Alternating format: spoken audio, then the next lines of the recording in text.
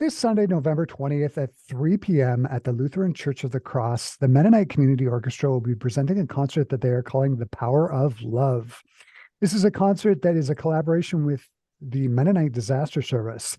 The concert will feature music of Mendelssohn, Beethoven, and Canadian composers John Estacio, Andrew Belfour, and Godfrey Rideout.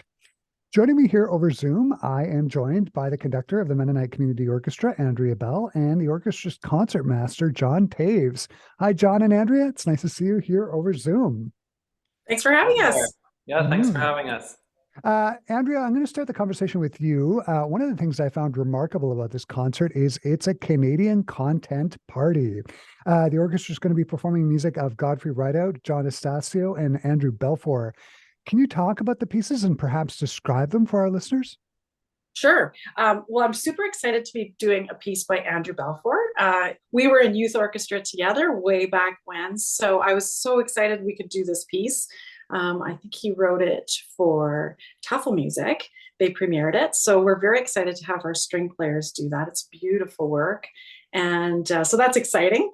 And then speaking of youth orchestra, I always wanted to do Fall Fair with the Mennonite Community Orchestra because that is a sort of a youth orchestra special. And I just loved that piece. When I was a kid, I played it, and I haven't played it since. So I thought that would be a fun work for us to play. It's just big, fun. It's such a great fanfare. It's very exciting to play. It features all the sections of the orchestra. It's really great work. And And I'm just going to back up. Fall Fair is the Godfrey Rideout piece, right? Fall Fair is the Godfrey Rideout piece. Yeah. So Yeah. that's a really fun piece. And what's the name of the Andrew Belfour piece? It's Piotr's Dream. So and it's a great work. It's beautiful, and it is based on some themes from Tchaikovsky. So the Piotr is, talking about Tchaikovsky. And so it's based on a bit of themes from his Hymn to the Cherubim, which is a gorgeous work. So I love this string piece. I'm so excited we're doing it. It's just really just kind of serene, but it's got some intensity into it. So I just love it.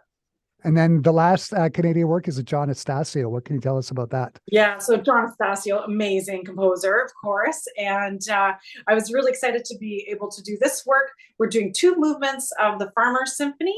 And so it's the first two movements. And the first one sort of represents harvest and spring. And the second movement is, also sort of representing that.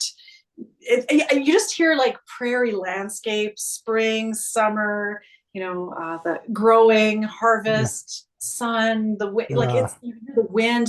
At one point, the brass players are blowing into their instruments, so you're hearing this kind of wind sound. It's really cool. oh, that sounds great. John, I'm going to turn the conversation over to you. As concertmaster for the orchestra, what's it like performing these three Canadian works? Do any of the three pieces create special hurdles or challenges that you have to deal with as a string player or for the rest of the string section? I'm just thinking here, extra techniques, like are there any strange techniques that the composers ask for, or can you talk about that a little bit? For sure, yeah, it's a real privilege to play some Canadian works. There's definitely some very interesting things happening in those pieces for the string section. In the Estacio, for example, we have to create a lot of, like Andrea said, sound effects that, evoke this prairie landscape and the whole process of agriculture, planting and harvest and all of this. So one of them is harmonics and false harmonics, where there's no clear melody happening in the music, but these effects kind of pop out of the texture a little bit, where there's a glissando, a slide, using a harmonic, and also these sound effects in a large portion of the first movement.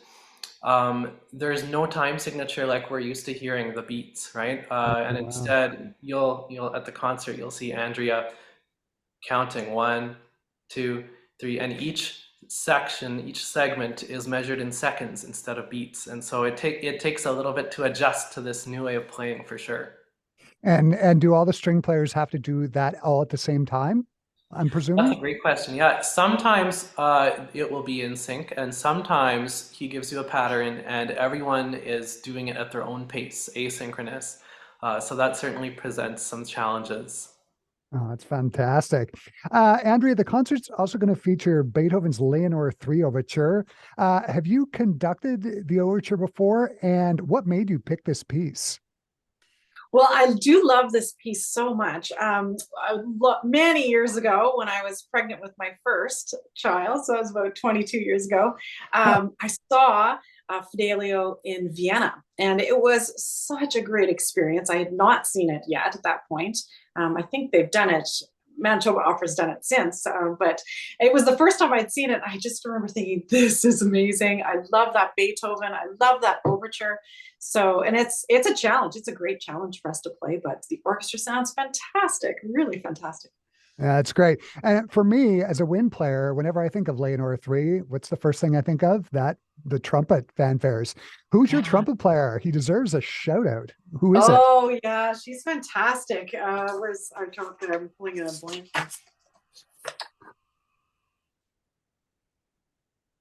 Colleen Swarich. She's amazing. Yeah, it sounds beautiful. Yeah, Yeah. it I was teasing her that she needs to get off stage, but I think we'll probably just leave her on stage. Typically, that's played off stage, that solo, but I think we'll leave her on stage for that one. right, right. It's a great overture. And for our Classic 107 listeners, Leonore 3 was what Beethoven called Fidelio before he actually called the opera Fidelio. So there's Leonore and Fidelio. I think he wrote like 3 overtures for the opera before he settled on one. Yeah. Lots of tweaking on that one, I think. Yeah, yeah. John, I'm gonna turn it over to you. What's it like to play the Leonore Overture, and what's it like to play Beethoven with full orchestra in general? What's it like for you as a string player? You know, it's a really satisfying piece to play. You get a little bit of everything in there. There's some very lyrical melodies and in the slow section at the beginning. And then you also have some of these really energetic themes. And I think our concert, having the theme, the power of love, I think there's a lot of different ways that Beethoven expresses that in the music here. And just the sheer variety of emotion that you can find in this piece is pretty incredible.